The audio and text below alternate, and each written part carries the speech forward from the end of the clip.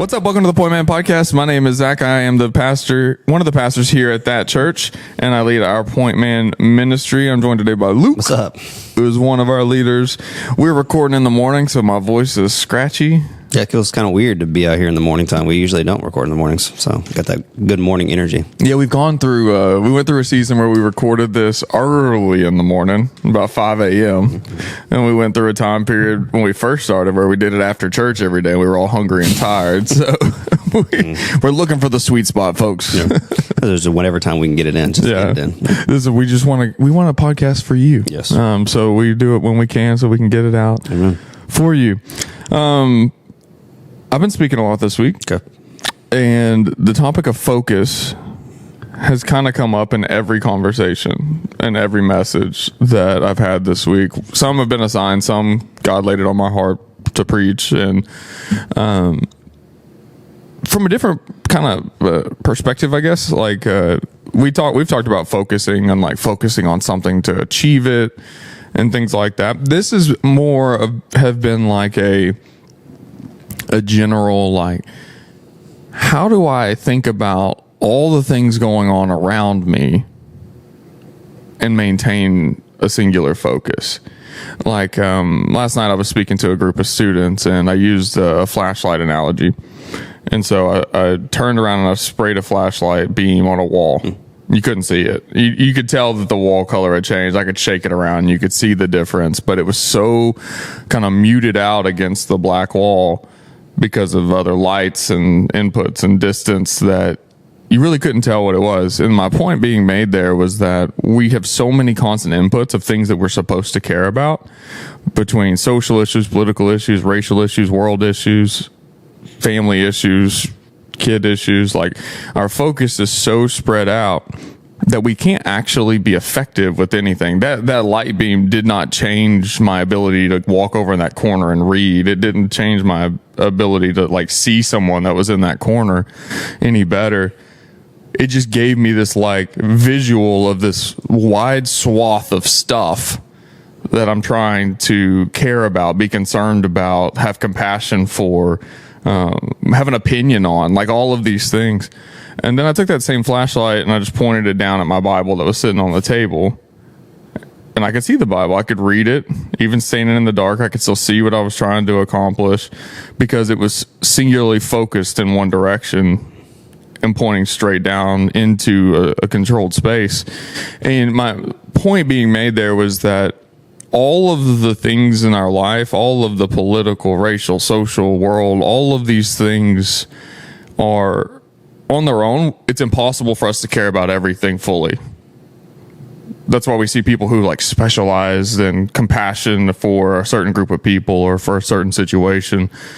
But a Christ-like focus is on him and allow that focus to dictate our response to everything else around us. And so we do have a singular beam. We do have an intense focus in one direction, and we allow that to be the informer for everything else in the world that we should have, that we're trying to figure out, that we're trying to consume, and we're trying to piece together our opinions, thoughts, how we should respond to all of these things. Well, that one focus would answer that question for us. Yeah. And like a lot of times you'll be just bogged down with like, man, I got so many things going at work. I got my relationship issues. I got financial issues. You go to the news and it's just most of the things on there. They're just trying to get views just like everybody else is. For sure. So like their views are just, they're going to put out stuff that people are going to listen to, not always positive. So yeah, I was like speaking with somebody at my small group last night and they were talking about how like you just get up in the morning and they had a medical rule because if they got on Facebook or got on social media as soon as they woke up, it's just like your day was just gone. It was toast. Like your focus is like, well, now I'm mad because these people got killed, or I'm mad because this certain thing happened, or the government's not funded, or whatever the case may be. And so all those people, like, you just got, what do I focus? What do I worry about? I have so many things, people telling me what I need to worry about, and you're like, it's hard. It's hard. It really is, because there's definitely been seasons in my life where I'm like, get to the end of a certain year or a certain month, and I'm like, what did I even focus on? What did I accomplish during that year? It's like I was just focused on everything. I didn't have a list of things that I need to focus on. I was just going willy-nilly in the wind. So that's definitely something we need to talk about, because you never know when you wake up, like, what you need to focus on if you don't have a plan or a singular focus that you need to accomplish. accomplish. So Yeah, I remember back in 2020. So we were running a business. My daughter passed away. COVID's on the horizon. BLM's on the horizon. All of these things intimately affected my life. My business that I ran with my family, COVID was about to kill it. It tried to, it didn't. We won. What's up? come at me, COVID. Yeah. We kept it going. But we have our daughter who passes away. It would be totally normal for someone to lose sight of everything else because of that. I have an African-American son. I have these riots and these things that we have to discuss with. I'm white. My kid's black. I have to have this conversation that's really awkward with him. Awkward because I'm not a black man who's experienced this live, not because it's an awkward conversation to have. Let me clear that up real quick. But I have to have this conversation about the truth of the situation that's going on. All of these things are happening at once. And there were times where I just remember kind of feeling just mad and helpless. Like there's nothing I can, it's hard to manage all of these things and still keep your job and keep your family moving and paying bills and doing all these things. But it was just one of those moments in probably like March of 2020 where it was just like, Yep. Where do you start? What do you care? Like what does it do? And I think at that time, there was a few poor decisions that I made personally on what I thought was important, that I allowed to dictate decisions in other places. And I didn't have a singular focus on Christ to inform everything around me. And that's a hard situation to be in, because then now you've picked a political side, you've picked a social side, you've picked and that comes with weird trappings. That comes with these opinions that you have to defend and these things. Whereas I don't really want to defend all these opinions and thoughts. I will defend the Bible and I'll have that conversation, but I don't really want to defend like a political ideology or a social ideology. That's a losing battle. And I found myself in that situation. I think a lot of people recently have found themselves in a similar situation, maybe on the other side of the aisle than where I was at the time, with a lot of things that have gone on recently. But if it's because we've lost the idea that the Bible gives us the answers to the issues of the problems that we're facing.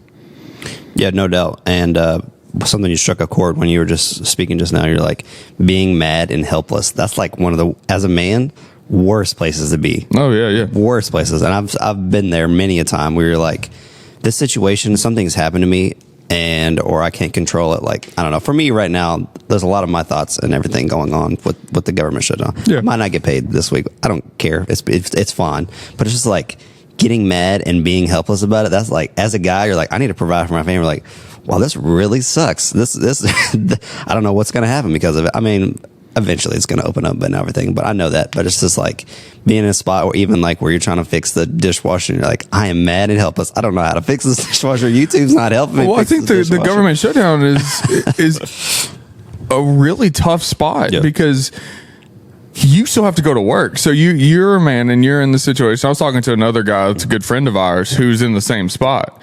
And I hadn't really thought about it until I was talking with him, but like, y'all still have to go to work. Like the government didn't really shut down. They just shut down the paychecks. Yep. Paychecks are shut down. Also, I'm still working. Yeah. Everybody's still at work. So the ignorance of people who are not affected by the shutdown, they're like, it's a political issue and we're just fighting about it. But there's how many thousands, if hundreds of thousands of people who are working right now every day to try to keep this country going. Mm. But they're not getting paid for it. Mm. So that's a different kind of helpless, because you, as a man, you're looking at it and you're like, I got to provide for my family. You literally can't. It's lose your job. Mad and helpless. And shut down and go get a different one to provide, or just be mad and helpless. Yeah, but like you said, if your singular focus is on Jesus, I know I'm going to be taken care of. There's never never a moment in my life where like I can be mad in this situation and feeling helpless, but I know I keep my focus on Jesus. It was crazy yesterday. After all that's going on, I'm kind of like stressing a little bit. I'm at work. I'm praying. All of a sudden, I get a text from JC says our AC is out. Oh, cool. It's like 80 degrees in our house, and it's like hotter inside than it is outside. Mm-hmm. And I'm like, I'm not gonna be mad. I could get mad and I could be like, I don't have any money to fix this issue or whatever, but I'm not going to. And I prayed about it, and I texted my buddy who's also a heat and air man. I'm like, hey, do I need to check a fuse or what I need to do? He's like, I'll be there after work. Comes over, buys a $15 part, fixes it, and we have small group last night in the air conditioning because of it. I'm like, God's gonna take care of you if you just like, I don't know, if you have your singular focus, like we've been talking about this episode of focusing on God. I'm not gonna say everything's always gonna turn out right and always going, but you won't have that sitting at work, have that dread of being mad and helpless because somebody out there is going to help you and they can't help you. But even if they don't, he still loves you and he's going to take care of you in the end. And I'm like, I don't know, just have that focus of where like, I don't have that panic. I don't have that worry because I know the Lord's going to take care of me in the end. So, yeah.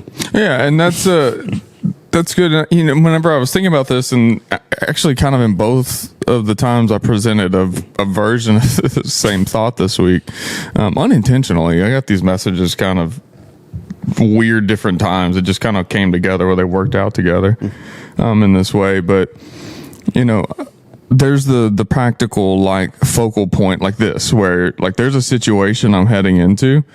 I just have to trust God's going to be there for it. And then there's kind of like the spiritual issue of like evangelism and sharing the gospel and having hard conversations with people and things like that, or living a life where you glorify Christ by your actions and your words. And that's like a different informing focus that comes in whenever you are thinking about that direct focus on God. I was thinking about or teaching through the parable of the Good Samaritan the other night. And in it, whenever the Samaritan passes by, he goes to the man and he heals his wounds, is what it says first. He looked and he saw, what's the problem? And how should I address it? It wasn't, let me find the cops, let me find a doctor, let me get the A team together and come in here and fix this dude up and then attack whoever got him. It was, this guy's got a hurt arm, let me heal his arm. Then step 2 was, this guy needs somewhere to recover, let me get him a room. Actually, it says he put it on his own donkey and took him, so he took it on his own animal, paid his own wages to take care of the guy, left the credit line open with the innkeeper, that if any other costs come up, you just let me know and I'll pay him. Like he opens himself up to helping this person, and he's a Samaritan, so it's not even, they hate him. Yeah, they hate him. It's the last person out of everybody in the story who should stop and help. This is the one guy who has the social ability and like situation and standing to just walk by. No one would think twice about it. 100%. But he does help, and that's where we find ourselves. And I think with some of the political and social like commentary and fighting lately, even from some Christians, it's been without a Christ-like focus. It's like this, like they've formed a new political party who wants to go fight, but they're doing it based off of personal desire and issues versus a true biblical worldview and focus on helping other people. It's, we want to be right, we are right, you're wrong, we're going to fight you on it. And you know, persecution is a thing, and people have, you know, you can't pray in school, you get in trouble for carrying your Bible, you might get kicked out of somewhere, you can't wear your Jesus t-shirt, or you get mocked. And like, should we address and be bold and push back against that? Yeah, we 100% should. But when you compare that to the 7,000 Africans who've been killed for their faith this year alone, our persecution starts to look more like a nuisance than it does a persecution. And we're not informing our decision-making based off of our faith. We're informing our decision-making off of being helpless and angry. And that's a bad spot to be fighting from. Yeah, no doubt. The helpless and angry portion of it in that moment, you're like, there is a spot where in my life where I'm like, I could easily focus on the negatives. I could easily focus on the things that are, you know, tearing us down. But well, let's focus on Jesus. Let's, like the Good Samaritan, let's do something about it instead of just saying, well, they really beat that guy up. He's really bleeding on the side of the road. Poor that guy. Like, jump in. Do something. Yeah. Focus on the issue. And then I think you look over in David's story and you see this moment where it looks like he just begins to make a ton of bad decisions one after another. He goes on the rooftop. He sees Bathsheba. He calls her to the palace. He has sex with her, produces an offspring, and then kills her husband to try to protect it, who's also one of his best warriors. That in itself seems like a stream of bad decisions where he could have done something different at some point. But really, there's the first verse in chapter 10 of 1 Samuel, or 2 Samuel. I think it's chapter 10 or 11. Where he's talking about how he goes up on the rooftop and he should have been at war. Is that what you're saying? 11:1. It says, in the spring of that year, the time when kings go out to battle, David sent Joab and his servants with him and all Israel, and they ravaged the Ammonites and besieged Rabbah, but David remained at Jerusalem. It was David had lost focus on what he was what God had put him in position to do. If you go back to the beginning of his story, David is a nobody. He's a shepherd's boy. And in fact, whenever God goes to anoint the next king from Jesse, his father's family, Jesse doesn't even bring David to the choosing ceremony, whatever you want to call it. He leaves him in the field, and God pulls him in, anoints him, and then not 12 verses later, he's not only inside of the king's service, he's the king's armor bearer and is right next to the throne as a trusted confidant partner in war and in battle. So God anoints someone who, by all metrics, is not the right person. He positions him right next to the role that God has anointed him for. He puts him in this space where, as his life goes on, he rises to king, wins many great battles, has a great empire, and then he loses his focus on what God has called him to do in leading his people. And then we see this string of bad decisions, but it was because of lack of focus. He went from, I'm focused on what God wants me to do, I'm going to focus what I want, which is the pretty lady to come to the palace. How many times does that trip us up? I mean, you can easily put yourself in David's shoes where you're like, man, I'm focused on God, I'm focused on my family and my job and things I'm supposed to do, and then all of a sudden a little carrot gets dangled in front of your face, and you easily get off track. And then when you make that one wrong decision, I think we were talking about in our small group last night about how like your thoughts turn into decisions, which turns into your identity. And like easily you're like, he was up on the palace, he had thoughts about this lady, easily he made an action, and then all of a sudden his identity is, I'm an adulterer and I'm a murderer at that point. So it's easy to get caught up in your focus of like, you're thinking that the thoughts that you're thinking, you really got to focus on those thoughts, because if you get off on the rock, like, I'm just thinking about it, I'm not actually going to do it. That's it's a very slippery. Yeah, the next moment you're doing the exact thing you said you would never do.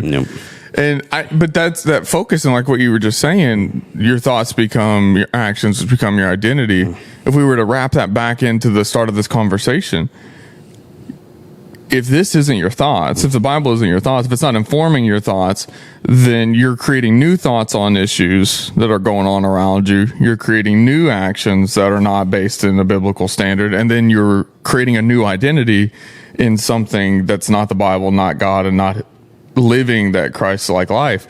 And so now we're back at square one, where we're fighting against this thing. And a lot of it comes down to where we start our focus and where our focus comes from. Yeah. If you're filling your thoughts and you're filling all the things you're thinking about, starting off with the Bible, and then those thoughts are a lot easier to stay away from.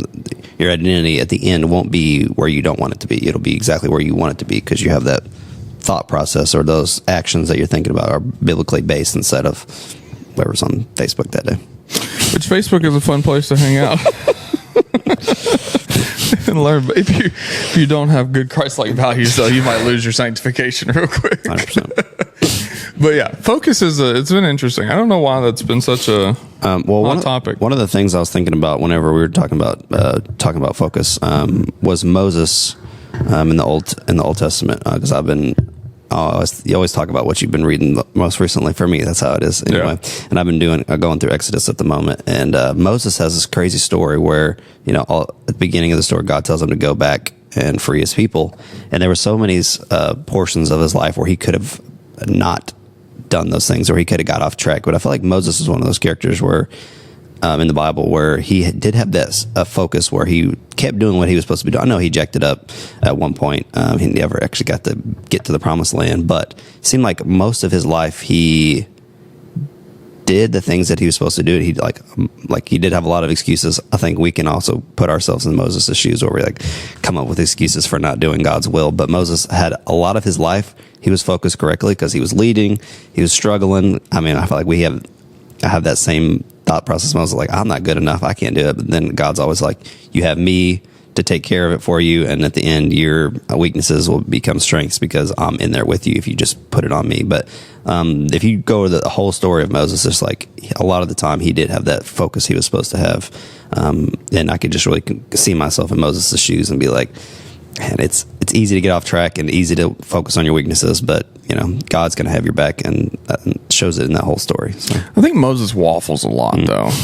I get where you're going. Yeah. Like in the desert, he does a lot of things. He makes a lot of decisions. The establishment of the eldership came to mind when he Goes was up on the mountain and talks to God. Goes up on the mountain and brings down and shares with God, punishes the people for their false, gives them that and doesn't really shy away from that. But, you know, early on in his story, I would say that he doesn't. I mean, he had a burning bush experience. He has the burning bush experience. He has this conversation. There's absolutely no reason not to just do what God says, and he still doesn't.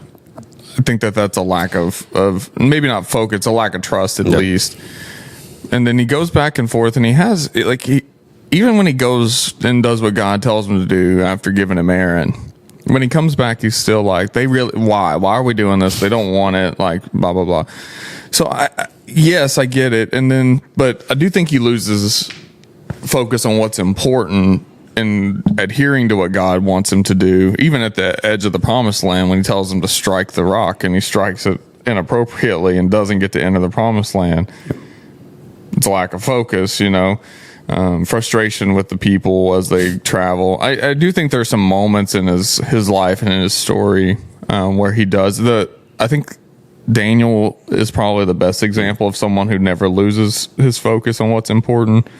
I think he kind of contrasts David really well, because David is risen to king, has comfort, loses focus, whereas Daniel is essentially placed in discomfort, constantly stands on it, gets elevated as time goes on, not to the title of king, but to governor and to leader. And he's a slave who maintains his focus and sees the fruit of that, contrasted to David, who's a king who loses his focus and finds the pain and despair of that. And I think that's probably a better comparison to, if you're looking for someone in the Bible who maintained focus somewhere, I think that's the place I would go to it. But, you know, we did Act Like Men, and there's a whole series essentially on this kind of topic of men who lost their way or lost their biblical worldview or their standing because of a poor decision or a lack of focus or whatever it might be. But I think Daniel's probably my choice for most steadfast faith. Obviously, there's something in Daniel's story because he's a man. So there is a point in the story where he does screw up, but it's not an outright lack of focus on God necessarily. I don't think. I just for Moses, for me, it was his whole life. When he was born, he was they have the story when he's born, they have the story when he died. They have a ton of his life in there, and I feel like even if they wrote a whole book about me, they'd be like, this dude jacked it up so many times. And I can just see myself in Moses because but that's getting frustrated with the people, and these people are about to drive me insane. I can just But that's because you can record your own thoughts. Yeah. You can record, Moses can record his own thoughts. They say he did write the first 4 books of the of the Old Testament, but his whole from when time he was born until he died, most of those events are recorded, and so you see the whole scope of his life. I don't think you have the recording of Daniel's beginnings, do you? We have Daniel as a young man. Gotcha. Yeah. So there's teenager a lot of his as well. David is a teenager. But yeah, I guess that's true. Moses is literally birth to death. Yeah, it's all in there. Yeah, I hadn't thought about that. But he's recording his story as he goes to. Yeah, I didn't think about that. You're right. But yeah, it's a fascinating situation. And when we think about focusing on certain things, I get where you're at with Moses. Moses was also anointed for position next to, and then given the opportunity to execute. Yeah. Just like David was. Yeah. God uses that a lot. And Moses is also someone who should not have had that right, probably. Who should have been dead, but God saved. Who can't talk and shouldn't be the leader, but God led the lead. Yeah, murdered somebody. Murdered somebody. Was in the comparison to Daniel, is identityless. You know, he's a Israelite who ends up in the palace, and the palace doesn't want him. The Hebrews don't want him. He goes, to a foreign land where he's literally an outsider, and God still uses him to come in and to do something incredible. Yeah. I was gonna kind of shift focus to how do we have that focused life. Kind of got them how do we know what focus is, like how do we go about accomplishing having the focused life that we need to have, and having a consistent focus on Jesus, focus on the Bible, focus on your relationship with God. I think let me use points I had last night. Okay. We consistently expose ourselves to something that creates discomfort, righteous discomfort. You don't really know how you'll respond and if you'll maintain a righteous focus if you're not in a state of righteous discomfort. It's in those moments where we are tested, and how we respond really is a testament to how we inform a situation, where our worldview is, where our focus is in our normal life as to how we respond. If the person writes the Facebook message or post that ticks you off, if you have a Christ-like focus, you ignore the message and you move on. You pray for the person, you get on. If you don't, you immediately fire off on them and you get mad at them and you call them every name in the book and do all those things.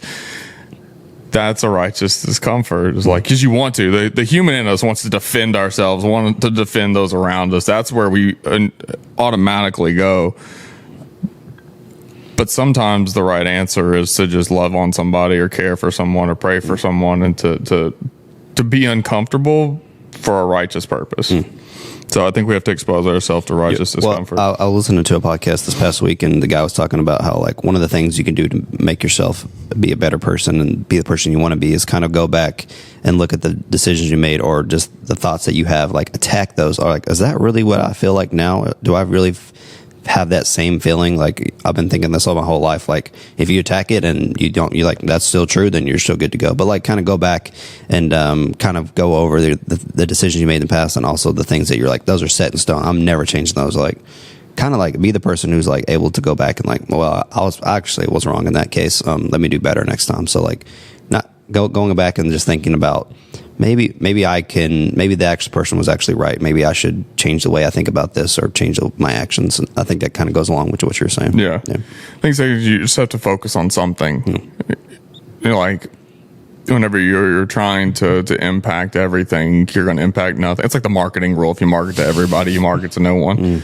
So focus on what you're going to work through. I know that is kind of a step away from how to have Christ-like focus, but it goes back to your light example, where it's just like you can't shine a light on every single thing. You have to have that focus on something. And so whenever you enter a situation, don't try to be the savior of all things. Just be the person who helps with the first thing, or the singular thing, and then embrace what hurts. Sometimes it's painful to have a righteous focus. Sometimes you're going to be mocked for it. Sometimes people are going to think you're stupid for not being the defender, or the person who stands up for a situation or something. But sometimes the righteous decision, the Christ-like decision, is love, compassion. It's not battle and fight. And there are times for battles and fights. I'm not saying that we're completely amenable. Another word wouldn't come to my mind. Group of people, but not every situation is the battle and fight. Some situations are love and compassion and care. But if you have a Christ-like focus, it will inform that response. The Good Samaritan is a good example of that. They probably laughed at him.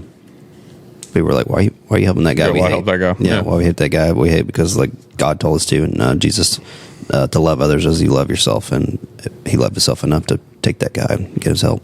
Which Jesus finishes that parable talking to the attorney who questioned him in the first place. And he says, which of these three do you think proved to be a neighbor to the man who fell among the robbers? And he said, the one who showed him mercy. And Jesus said, you go and do likewise. He gives this Jewish attorney a directive based off of maybe one of his greatest enemies' compassionate response. It's something to think about and something to take in. Any final thoughts? We are also preaching to ourselves as well here. Oh, it's like for we're sure. not because there's been lots of times in my life where I've gotten off focus and I've gotten out of the path that I think God told me. And there's been decisions where I made. I'm like, I'm such an idiot. I should have made the actual right decision. I think the best things you can do is learn from it and have a truly focus. Like it's easy to be sitting somewhere and be like, man, I'm just, it's all doom and gloom.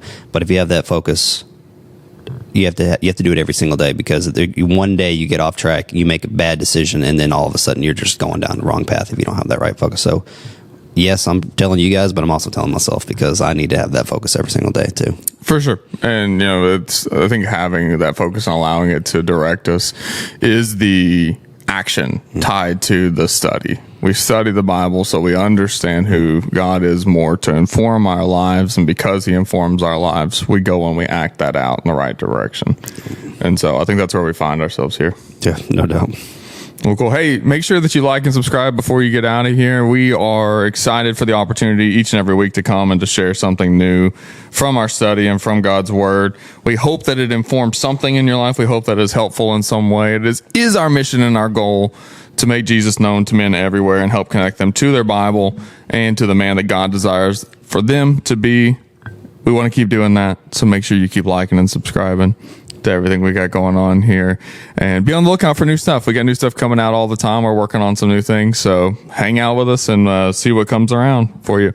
Till next time, I'm Zach. I'm Luke. Peace out.